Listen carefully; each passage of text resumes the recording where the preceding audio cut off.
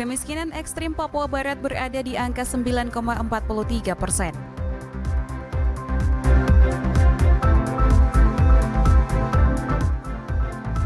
Pembukaan pameran Fordasi di Papua Barat.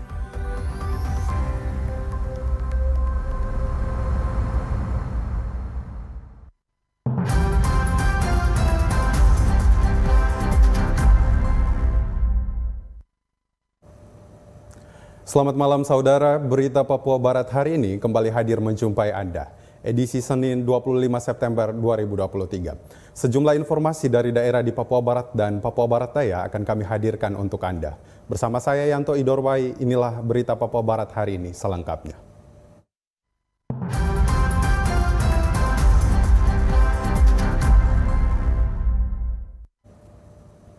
Saudara, kecewa aspirasi mereka tak digubris oleh pemerintah, ratusan sopir angkutan kota di Kota Sorong blokade jalan utama di Kota Sorong. Masa melakukan aksi bakar ban dan blokade jalan dengan batu dan kayu. Seorang sopir Maxim nyaris diamuk massa. Massa juga berteriak akan membakar kantor driver online jika aspirasi mereka kali ini tak dijawab. Ratusan sopir angkutan kota di Kota Sorong, Senin 25 September melakukan aksi demonstrasi menolak adanya aktivitas driver online di Kota Sorong. Aksi ratusan sopir angkot ini dilakukan di jalan utama depan lampu merah kawasan Remu, Kota Sorong. Mereka membakar bahan bekas dan menutup jalan utama dengan kayu dan batu.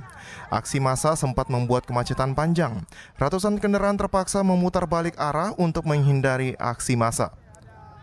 Anggota Dalmas Polresta Sorong Kota yang tiba di lokasi langsung membubarkan blokade massa dan memadamkan api yang dibakar massa. Tak puas dibubarkan polisi, massa langsung bergerak menuju kantor Gubernur Papua Barat Daya. Kedatangan massa untuk meminta jawaban penjabat Gubernur Papua Barat Daya.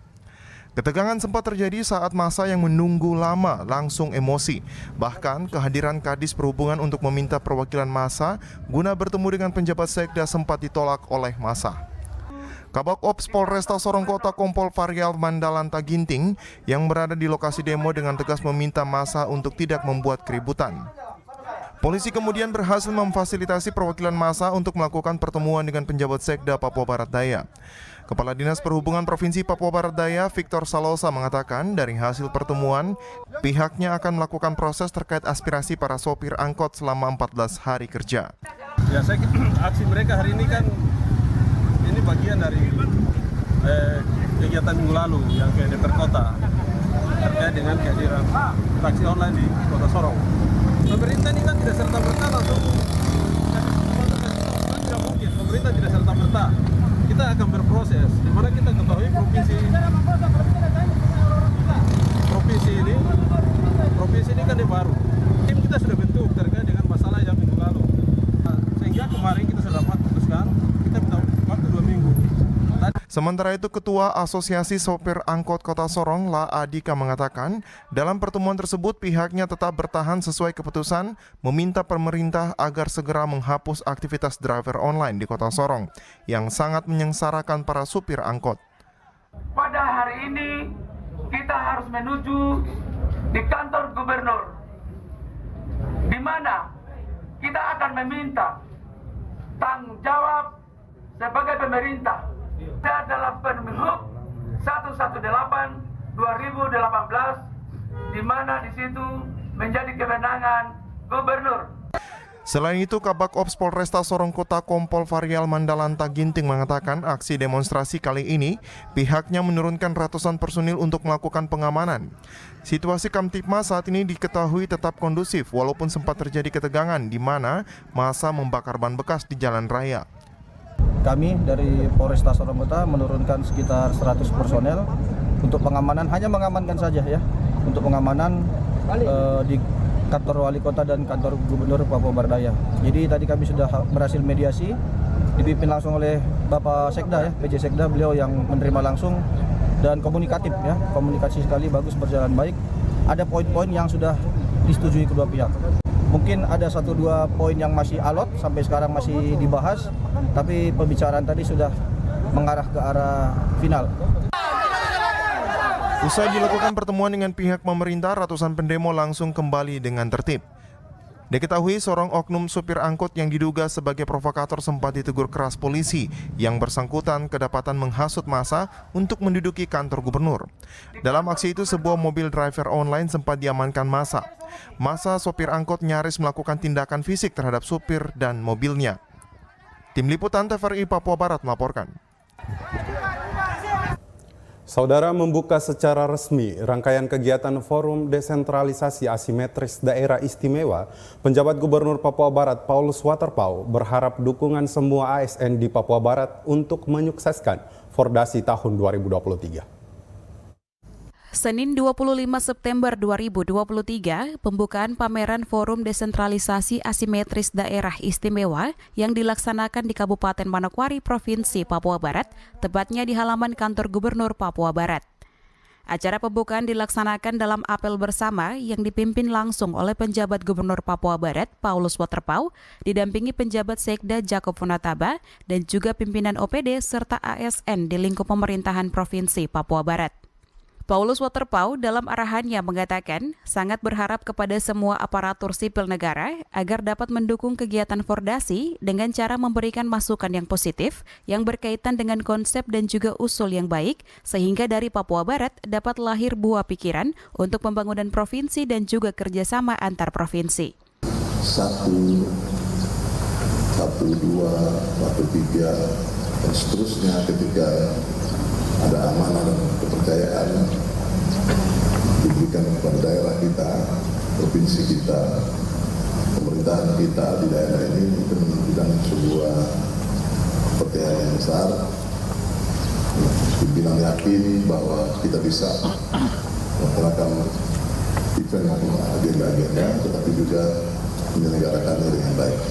Caranya mungkin kesempatan yang baik ini saya sangat berharap ikut sertaan bagi kita semua, Bapak Ibu, saudara-saudara yang nanti di dalam momen ini tuangkan pikiran paling tidak ya hal-hal yang baik yang kira-kira berkaitan dengan harapan-harapan daripada orang-orang tua kita baik secara adat. Penjabat Gubernur menambahkan investasi khususnya di Papua Barat saat ini masih sangat rendah sehingga momen Fordasi diharapkan ada kerjasama dengan daerah khusus untuk komunikasi, untuk kepentingan ekonomi, pemanfaatan sumber daya dan semuanya itu harus bekerja sama. Hari ini daerah NTB, hari ini daerah NTT, hari ini daerah Maluku Utara sudah mulai buka diri. Investasi masuk. Dan hari ini pendapatan daerah mereka tidak cukup signifikan dari berbagai bidang. Hari ini kita di Papua, khususnya Papua Barat masih good. Karena mungkin momen Fordasi ini menurut saya forum desentralisasi daerah asimetris di mana hadir nanti dari Aceh, DKI Jaya, Yogyakarta dan 6 provinsi kita manfaatkan ruang ini. Pembukaan pameran ditandai dengan penekanan tombol sirene oleh penjabat Gubernur Papua Barat Paulus Waterpauw, dilanjutkan dengan peninjauan stand oleh Gubernur dan juga pimpinan OPD. Jimmy Tabisu, TVRI Papua Barat melaporkan. Saudara, penjabat Gubernur Papua Barat Daya Muhammad Musaat mengunjungi panti rehabilitasi sosial Agape Sorong yang dibangun secara swadaya oleh salah satu perempuan Papua asal suku Moi. Sebuah panti rehabilitasi sosial Agape yang dibangun secara swadaya oleh Ibu Orpa Osok di Kelurahan Remu, Distrik Sorong Utara mendapat apresiasi dari penjabat Gubernur Papua Barat Daya Muhammad Musaat. Sebagai bentuk apresiasi, penjabat Gubernur Muhammad Musaat berjanji pemerintah akan memberikan dukungan terhadap panti rehabilitasi sosial Agape Sorong dengan membantu operasional dan penyelesaian pembangunan gedung. Dalam kesempatan tersebut, Muhammad Musaat juga memerintahkan Dinas Sosial dan Dinas Kesehatan Provinsi untuk bekerja sama dalam mendukung rehabilitasi tersebut. Pertama, pasti ini tanah yang disiapkan ini luar biasa besarnya, luasnya, kemudian bangunannya juga ini semua swadaya dilakukan. Jadi tidak ada alasan untuk pemerintah tidak memberikan dukungan. Jadi saya pastikan pemerintah Provinsi Papua Barat Daya akan segera mendukung, membantu ada bangunan yang harus diselesaikan, tapi juga operasional untuk bagaimana pengobatan, pembinaan terhadap pasien-pasien yang harus didukung, ya. Karena ini spontanitas, keikhlasan dari Ibu Orpa ya, untuk memulai ini ya. Karena saya bilang tidak ada alasan pemerintah untuk tidak mendukung. Dan nanti pemerintah provinsi ya, pemerintah kota juga kita akan berkolaborasi bersama-sama untuk mendukung ini supaya ini bisa menjadi pusat rehabilitasi. Ya, salah satu pusat rehabilitasi yang ada di wilayah kita ini. Ya. Sementara Ketua Yayasan Panti Rehabilitasi Agape, Evangelis Orpa Rostina Osok menjelaskan, Yayasan Kasih Agape Malaem Simsa ini bergerak di 3 bidang pelayanan, yaitu pelayanan dalam rehabilitasi mental orang dalam gangguan jiwa atau ODGJ, pelayanan rehabilitasi mental dan narkoba, dan rehabilitasi mental korban tindak kekerasan dalam rumah tangga atau KDRT, serta satu bagian setiap sore adalah rumah belajar yang kami lakukan sehari-hari. Yayasan Kasih Agape Malaem Simsa Sorong bergerak di 3 bidang pelayanan kami. Yang pertama adalah rehabilitasi mental untuk ODGJ, orang dalam gangguan jiwa. Kemudian yang kedua, rehabilitasi mental dan narkoba. Kemudian yang ketiga, rehabilitasi bagi mereka yang korban keluarga atau KDRT. Dan satu bagian lagi yang kami harus lakukan setiap hari sore adalah rumah belajar. Dari Sorong, Michael Jasman, TVRI Papua Barat melaporkan. Kita ke informasi lain. Saudara, Provinsi Papua Barat saat ini menduduki peringkat kedua provinsi termiskin di Indonesia. Angka kemiskinan di Papua Barat sendiri mencapai 9,43%. Kemiskinan menjadi persoalan yang telah ada sejak lama.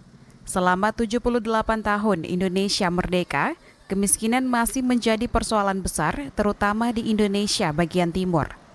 Pelaksana tugas Kepala Badan Pusat Statistik Papua Barat, Lasmini, kepada media mengungkapkan, kemiskinan ekstrim di tahun 2022 Papua Barat sebesar 9,43%. Sementara tujuan Presiden Republik Indonesia Joko Widodo mengharuskan pengentasan kemiskinan di tahun 2024 sudah berada di angka 0% dengan sisa waktu kurang dari 3 bulan menuju 2024 dengan nilai 9,43% merupakan waktu yang begitu singkat. Namun ia optimis paling tidak bisa mendekati target tersebut, mengurangi angka kemiskinan di Provinsi Papua Barat. Sementara Provinsi Papua Barat Daya, angka kemiskinan yaitu 7,37%. Ini di Papua Barat sendiri, kalau kita misalkan Provinsi Papua Barat dan Papua Barat Daya, Papua Barat ini kemiskinan ekstrim di tahun 2022 sebesar 9,43%. Ini kan cukup tinggi.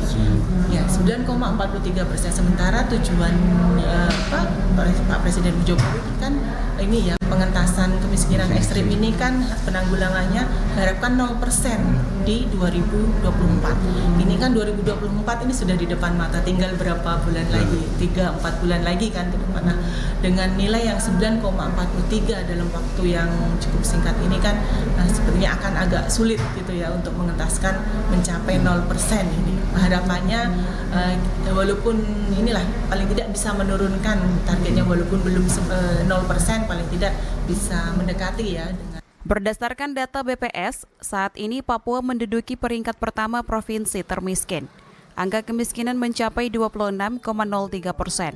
Posisi kedua diduduki oleh Papua Barat dengan persentase kemiskinan masih di angka 20,49%. Natalindo Karawai, TVRI Papua Barat, melaporkan.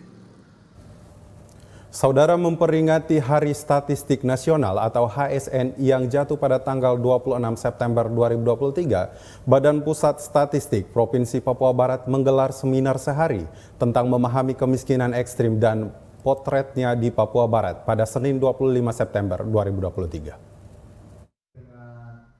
Serangkaian kegiatan dilakukan BPS Papua Barat untuk memperingati Hari Statistik Nasional 2023. Seminar Hari Statistik Nasional bertajuk Memahami Kemiskinan Ekstrim dan Potretnya di Papua Barat yang berlangsung di kantor BPS Papua Barat secara tatap muka maupun virtual melalui Zoom, diikuti kantor BPS yang ada di masing-masing kabupaten kota di Provinsi Papua Barat dan Papua Barat Daya. Pelaksana tugas Kepala BPS Provinsi Papua Barat, Lasmini menyampaikan, tema penghapusan kemiskinan ekstrim ini menjadi salah satu tujuan pembangunan berkelanjutan. Menindaklanjuti arahan Presiden Republik Indonesia untuk segera melakukan percepatan pengurangan kemiskinan ekstrim di wilayah Indonesia pada tahun 2024, lebih cepat dari target sebelumnya yaitu pada tahun 2030. Kalau kita melihat ke tema seminar kita pada hari ini, penghapusan kemiskinan ekstrim ini menjadi salah satu tujuan pembangunan berkelanjutan atau yang kita sering dengar ya SDGs atau dalam bahasa Inggrisnya Sustainable Development Goal. Ini pada 4 Maret 2020 yang lalu Bapak Presiden Jokowi menyampaikan arahan dan untuk melakukan percepatan penghapusan kemiskinan ekstrim, di mana batasnya adalah $1,9 PPP atau Purchasing Power Parity pada tahun 2024, yakni ini lebih cepat 6 tahun dari target SDGs pada tahun 2030. Dirinya berharap seminar yang berlangsung selama sehari dapat dipahami secara aktif dan berpartisipasi dalam memberikan masukan terkait kemiskinan ekstrim di wilayah Papua Barat dan Provinsi Papua Barat Daya. Tidak hanya menyimak secara aktif, tapi juga berpartisipasi aktif dengan memperhatikan atau menyimak sungguh-sungguh materi nanti yang akan dipaparkan dan juga bisa menyampaikan pertanyaan jika ada yang kurang jelas. Mohon disampaikan saja pertanyaannya kepada narasumber agar semakin paham tentang kemiskinan ekstrim dan hal-hal yang nanti berkaitan dengan kemiskinan ekstrim. Penetapan Hari Statistik dimaksudkan untuk meningkatkan kesadaran statistik bagi para responden, produsen dan konsumen data supaya dapat memberdayakan secara maksimal semua pelaku menuju terwujudnya sistem statistik nasional agar mampu memacu gairah menuju kesatuan tekad dalam menyajikan statistik yang andal, tepat, akurat dan terpercaya. Natalindo Kerewai, TVRI Papua Barat, melaporkan. Informasi selanjutnya akan hadir setelah jeda berikut ini, tetaplah bersama kami.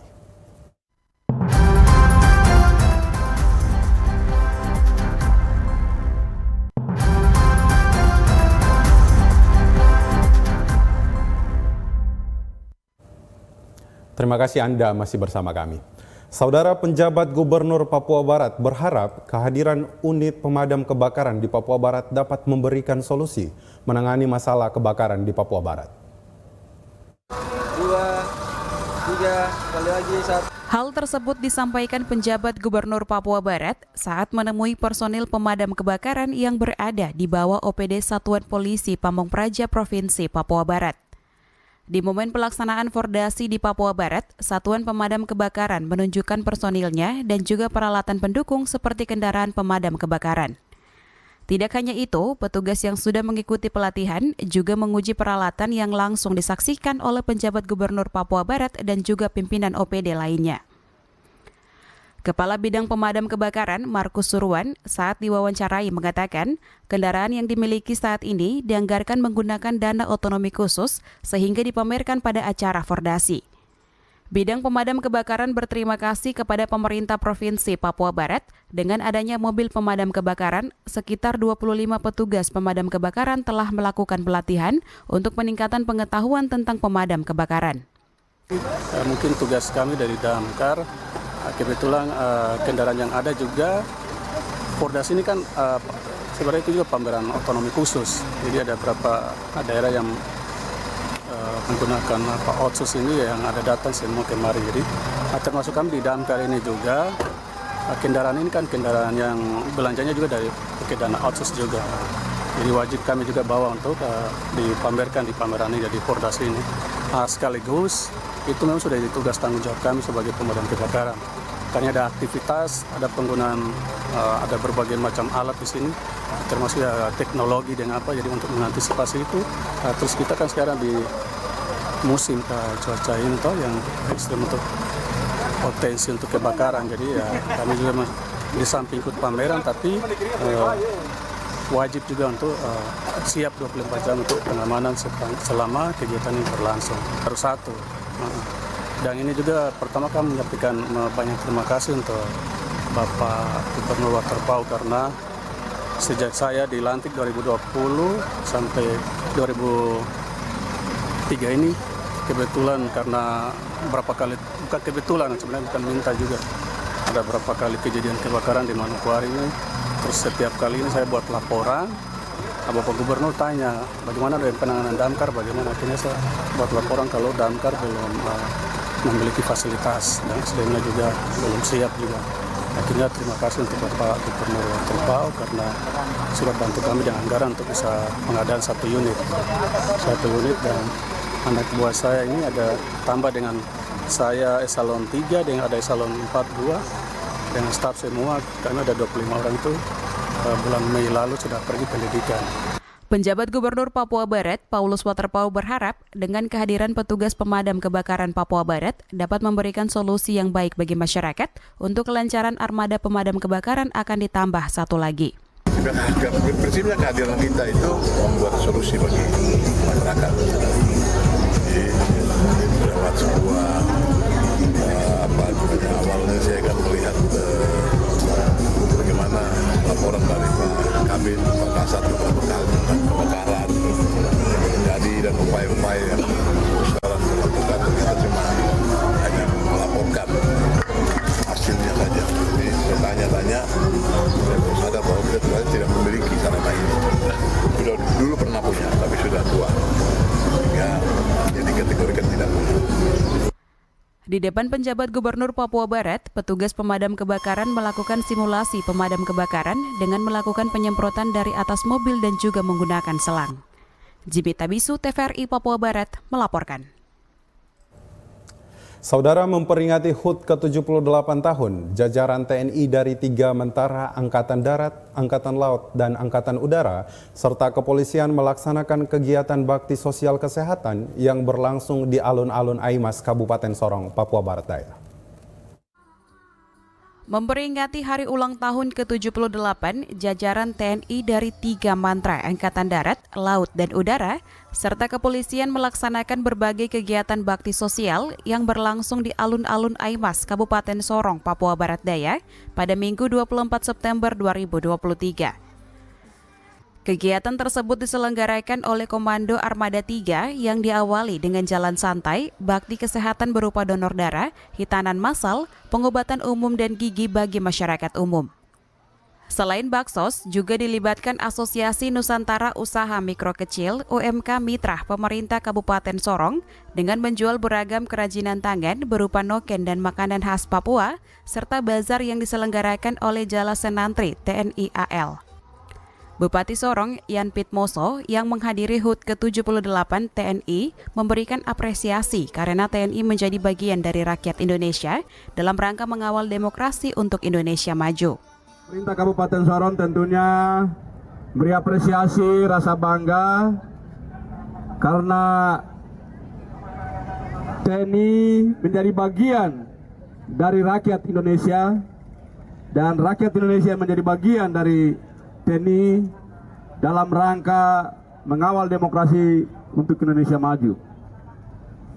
78 tahun sudah TNI membangun bersama rakyat, TNI membangun bersama dengan negara. Sementara itu, Panglima Koarmada 3 Laksamana Muda TNI Rahmat Jayadi mengatakan, dalam memperingati HUT ke-78 TNI telah melaksanakan berbagai kegiatan berupa bakti kesehatan hitanan sebanyak 100 orang, donor darah sebanyak 1.000 orang.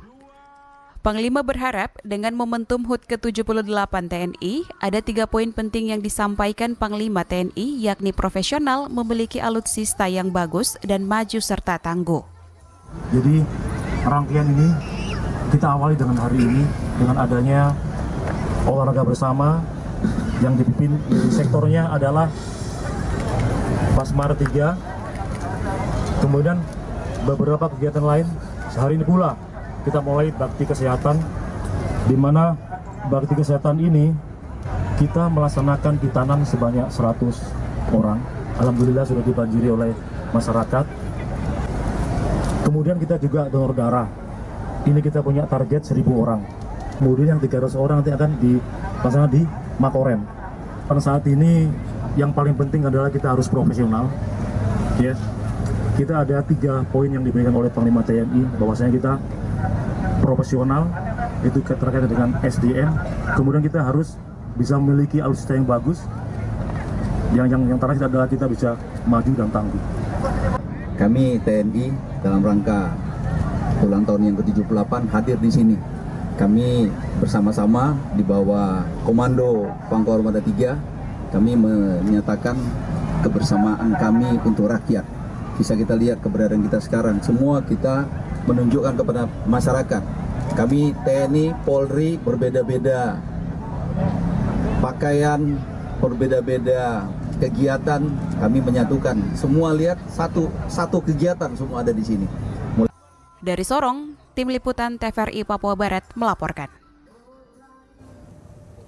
Sementara itu, saudara, hari terakhir di Bandung dalam kunjungan jurnalis Papua Barat dalam rangka program Kemenkominfo Republik Indonesia yang bertujuan meningkatkan kapasitas para jurnalis Papua Barat, 10 jurnalis mendatangi kantor redaksi Republika Perwakilan Jawa Barat. Sejak tanggal 16 sampai 23 September 2023, 10 jurnalis asal Papua Barat mengikuti program kunjungan jurnalis Papua Barat di Jakarta dan Bandung, program Kementerian Komunikasi dan Informasi Republik Indonesia dengan tema Jurnalis Bermartabat, Media Kuat, Indonesia Hebat. Dalam agenda tersebut, ada beberapa media besar di Jakarta seperti Kantor Berita Antara dan Kompas menjadi sasaran kunjungan. Selain Jakarta, di Bandung juga ada 2 media lokal yang telah mengalami kemajuan pesat yang dikunjungi, yakni Pikiran Rakyat dan Republika. Di hari terakhir, yakni Jumat 22 September 2023, 10 jurnalis mendatangi kantor redaksi Republika Perwakilan Bandung.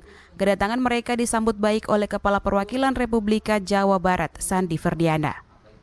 10 jurnalis Papua Barat berbagi pengalaman selama melakukan tugas-tugas jurnalisi di Papua Barat dengan berbagai tantangan baik geografis, diperhadapkan dengan kurang terbukanya informasi oleh pemerintah, masyarakat serta jurnalis yang telah dinilai sebelah mata oleh pihak lain. Pengalaman dari pimpinan redaksi Republika saat melakukan tugas peliputan dengan berbagai tantangan. Kepala Perwakilan Republika Jawa Barat, Sandi Ferdiana menyampaikan apresiasinya atas kunjungan tersebut karena ada beberapa nilai positif yang didapat sehingga diharapkan dapat menjadi masukan agar jurnalis terus berperan dalam pembangunan daerah. Kegiatan kunjungan dari teman-teman jurnalis Papua ke Jawa Barat dan memilih salah satunya ke kantor Republika Perwakilan Jawa Barat ini sangat positif, sangat bagus. Dalam pertemuan tadi kita bisa sharing bagaimana tantangan-tantangan yang dihadapi Papua dan bagaimana tantangan-tantangan yang dihadapi oleh jurnalis di Jawa Barat. Ada beberapa nilai positif yang bisa kita petik, ada beberapa hikmah juga bagaimana betapa beratnya liputan di Papua dan bagaimana betapa kompetitifnya media-media di Jawa Barat. Ini mudah-mudahan bisa menjadi masukan bagi kita semua, termasuk teman-teman di Papua, agar dunia jurnalis di Papua tetap maju dan tumbuh. Dan peran jurnalis ini memang sangat signifikan untuk menumbuhkan perekonomian dan kemajuan bangsa. Sandi juga berharap agar pada program yang sama oleh Kementerian Kominfo dapat melibatkan jurnalis asal Jawa Barat untuk berkunjung ke Papua Barat. Dengan kunjungan tersebut, perwakilan jurnalis asal Papua Barat mengatakan jika dirinya bangga dengan berbagi pengalaman peliputan di Papua Barat kepada Republikasi yang merupakan media lokal yang ikut berpengaruh pada perkembangan pembangunan. Ini kita kita kunjungan untuk hari terakhir ke Republika. Tadi di dalam itu pimpinan redaksinya bisa sharing juga satu sama lain gimana kendala-kendala di lapangan untuk jurnalis, kebebasan jurnalis terutama ya. Kita juga sharing gimana kita di Papua, tantangan-tantangan yang kita hadapi untuk khususnya untuk meliput. Dan sangat baik, dan mereka sangat tersanjung dengan hal-hal yang ada. Selain konflik di Papua, mereka tersanjung juga dengan pariwisata yang luar biasa di Papua yang harus dikembangkan oleh teman-teman jurnalis dari Papua. Itu yang harus dilestarikan di sana. Arina Irianan, TVRI Papua Barat, melaporkan. Saudara Lembaga Dakwah Islam Indonesia atau LDII Provinsi Papua Barat akan menggelar musyawarah keempat yang diikuti oleh perwakilan dari beberapa kabupaten. Muswil tersebut akan berlangsung pada hari Selasa 26 September 2023 besok. Ketua DPP Lembaga Dakwah Islam Indonesia bagian pusat, Kriswanto Santoso mengatakan, kedatangan mereka ke Papua Barat dalam rangka untuk mendukung terlaksananya musyawarah wilayah keempat LDII Provinsi Papua Barat. Kedatangan Ketua LDII bersama rombongan ke Papua Barat sekaligus juga untuk mempersiapkan kepengurusan LDII Provinsi Papua Barat Daya yang akan sebagai peninjau pada Muswil LDII Papua Barat. Terima kasih. Jadi kedatangan kita ke Papua Barat ini adalah ada dua momen penting. Yang pertama adalah Muswil Papua Barat yang keempat, karena ini setelah terbentuknya daerah Papua Barat dulu, kemudian ini sudah mulai keempat kita melakukan musyawarah wilayah, dan sekaligus ini melakukan pemisahan untuk Papua Barat Daya. Papua Barat Daya sebelum Papua Barat kemarin selesai melaksanakan, sebelum selesai masa baktinya, dia sudah mengusulkan untuk melakukan pemekaran di daerah Papua Barat Daya, dan itu sekaligus besok Papua Barat Daya seluruhnya kita undang sebagai peninjau dalam Muswil. Terlaksananya Muswil Lembaga Dakwah Islam Indonesia juga sebagai evaluasi kerja kepengurusan yang sudah berjalan. Oleh karena itu diharapkan hasil evaluasi kinerja selama kepengurusan berlangsung agar dapat diperhatikan hal-hal yang masih perlu diperbaiki serta yang sudah berjalan baik dapat dilakukan lebih baik lagi. Itu sesuai dengan kepengurusan dari atas hingga ke bawah, itu yang nantinya akan dilakukan. Persiapan Muswil kita sudah laksanakan dan ini sedang berjalan. Mungkin sekarang sudah 90%. Tempatnya nanti di gedung Aula MUI tanggal 26 September. Ini pesertanya seluruh Papua Barat dan peninjau dari Papua Barat. Geis Muguri, TVRI Papua Barat, melaporkan. Informasi tadi sekaligus menutup jumpa kita pada Berita Papua Barat hari ini, edisi Senin 25 September 2023. Mewakili seluruh kerabat kerja yang bertugas, saya Yanto Idorwai undur diri dari hadapan Anda. Terima kasih atas kebersamaan Anda, selamat malam dan sampai jumpa.